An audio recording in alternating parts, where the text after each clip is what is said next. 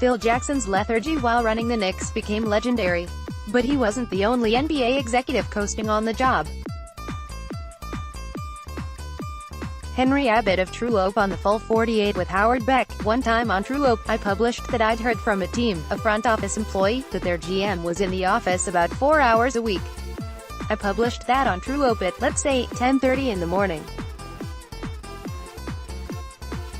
Before noon, I had gotten 3 different phone calls being like, "How do you know about our GM?" I was like, "It wasn't your GM." Being an NBA general manager is a massive undertaking. The general manager is charged with drafting, trading and signing players. The preparation necessary to do those things well is exhausting.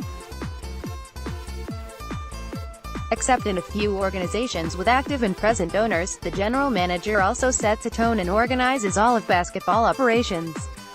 Though those internal responsibilities often get overlooked, they're vital. I can't imagine doing all that well in just 4 hours per week. How do the owners tolerate that? The Portland Trail Blazers are having a pretty good season. They started the year hot, going 10-3 to start the season, at one point grabbing the first spot in the Western Conference. Portland has had some ups and downs, but with some new additions in Rodney Hood and Enes Kanter, they're looking good as they try to grab home court advantage in the playoffs. But the NBA Finals? I'm not sure that's Portland's destiny, and I cover this team for a living for NBC Sports Northwest. Apparently that sentiment is not shared by TNT's Charles Barkley and Kenny Smith. Speaking during halftime of Portland's game against the Oklahoma City Thunder on Thursday, Smith said he thought Portland was destined for the 2019 Western Conference Finals. Then Barkley went a step further and said he thought the Blazers were going to the NBA Finals. Via Twitter, so Kenny Smith and Charles Barkley said on national TV that the Blazers will be in the NBA Finals. What the? Mike Tokido, Adam Tokido, March 8, 2019. Charles Barkley was wrong because he didn't include that we are going to win the finals. J Basketball HN Pizza Rosewater Wave, at PDX Proshilite, March 8, 2019. The Blazers have definitely gotten deeper, and their roles are well defined. CJ McCollum has adapted to a different role this season, playing more with Damian Lillard rather than the staggering he set in seasons past. Still, Portland is a middling team in terms of defensive rating, and we still have yet to see if their fatal flaw, Lillard and McCollum getting trapped to death, can be solved in the postseason. It'd be incredible for the city of Portland if the Trailblazers made the NBA Finals, but the default setting for fans here in the Northwest is of extreme optimism combined with existential dread. At this point, Kenny and Chuck appear to have the sunniest opinion of this team out of anyone. The Blazers lost to the Thunder in OT, 129-121, in an absolute train wreck of a game by the officials in the final minutes. Every day in the NBA there is a lot to unpack, so every weekday morning throughout the season, we will give you the 3 things you need to know from the last 24 hours in the NBA. 1. Russell Westbrook, Yusuf Nurkic beef ends up leading to Thunder win, with some help from refs. To understand what happened in the final minute of regulation between the Raptors and Trailblazers on Thursday night, you have to go back to January. It was then, after an Oklahoma City win over Portland, that Russell Westbrook was asked about fighting over Yusuf Nurkic's massive screens to chase down Damian Lillard or CJ. Westbrook responded he didn't want to talk about that clown, which led Nurkic to post this on Twitter. The beef is real, which leads to this in the second quarter. Replay review, game crew, if foul committed by Westbrook met criteria for a flagrant foul in Q2 of ruling, technical foul assessed to Nurkic, flagrant foul penalty 1 assessed to Westbrook. pic.twitter.com/kkjpmbn6, NBA official, @NBA official, March 8, 2019. Westbrook got a flagrant 1 for that, seems about right to me. Nurkic got a technical for getting knocked over. The referees said that upon review Nurkic intentionally tripped Westbrook as they ran up the court, which started the entire thing. First, it looks like incidental contact to me, nothing intentional by Nurkic that deserved the tech. Second, the play is not even reviewed if Westbrook does not decide to retaliate and pick up the flagrant. Nurkic was feeling knocked around all night and not getting the calls, even in the final minute. Nurkic was on edge, so when he got into it with George again seconds later he earned a technical going head-to-head, headbutt light, if you will, with the Thunder forward after a foul. That's 2 technicals, and Nurkic was ejected, right before his free throws would have tied the game. Thunder coach Billy Donovan then gets to choose the shooter and wisely picked Skal Labissiere to take the shots. He missed the first, then intentionally missed the second, and that's where Markieff Morris fouled Al-Farouq Aminu. It was a foul, just one. The referees usually don't call at that point in the game, leading to make-up speculation. Aminu drained both, and after a Westbrook turnover we were headed to overtime. There, without Nurkic, Portland was in trouble, and the Thunder pulled away for the win. Westbrook ends the night with 37 points, including 8 in overtime, while Paul George pitched in 32 points, 14 rebounds, 6 assists, and 3 steals. Damian Lillard led the way for Portland with a season-high 51. Why this game matters is these teams came into the night tied, along with Houston, for the 3, 4, 5 seeds in the West.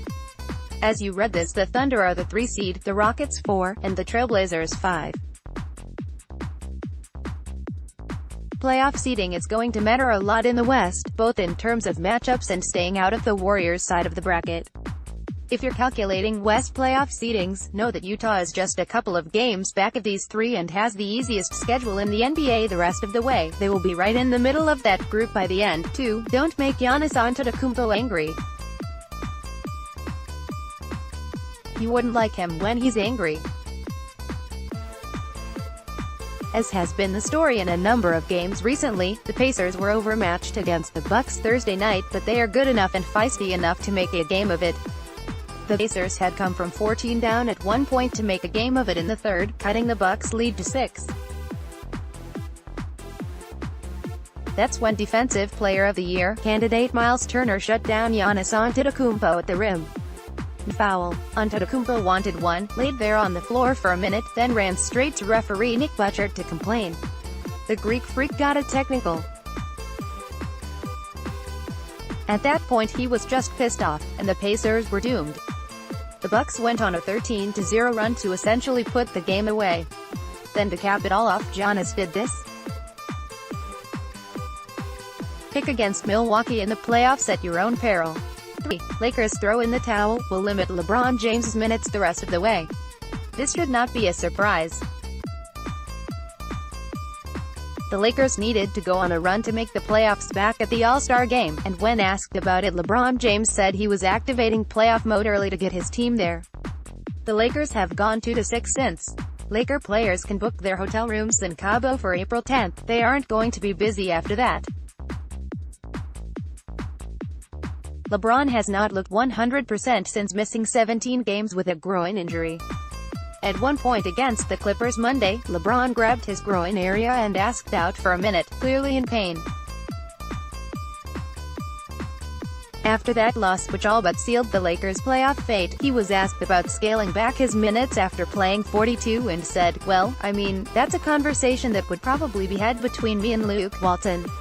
We didn't take care of business, so you kind of look at the rest of the games, and the percentages of what's going on there in the future, and see what makes more sense not only for me but the team itself as well. What makes sense is fewer minutes."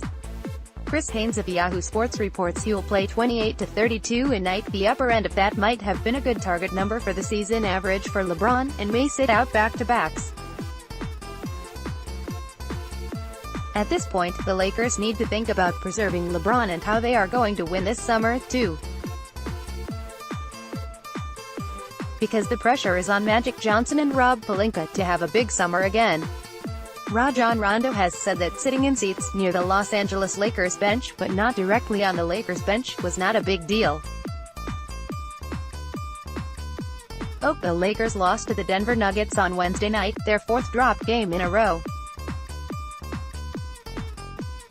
LA is in a tailspin and is unlikely to make the playoffs, and now LeBron James is apparently going to be on a minutes restriction the rest of the year. From a news perspective, the active Rondo sitting not on the Lakers bench is relevant. If this is something that he does with frequency, it's not something that's been reported at length before. Plus, in the context of where the Lakers are in the standings, and with Rondo being one of the veterans on the team meant to lead, his physical distance told a visual story about what's happening with Los Angeles right now.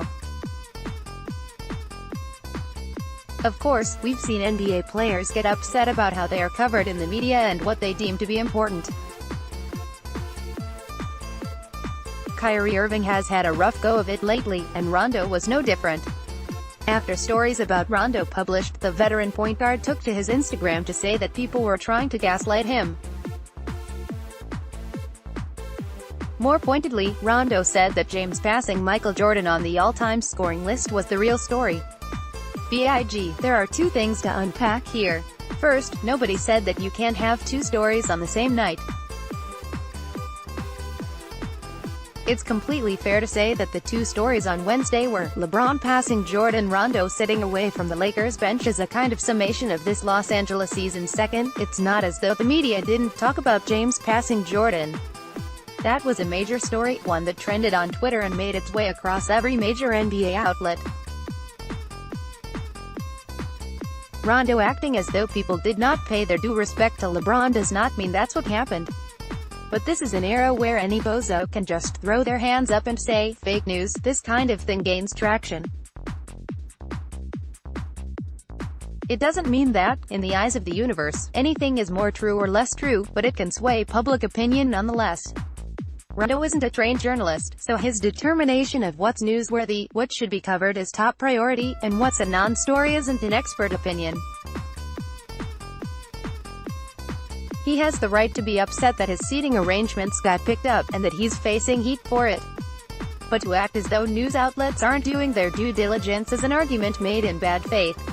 That's disappointing to hear from a brilliant mind like Rondo.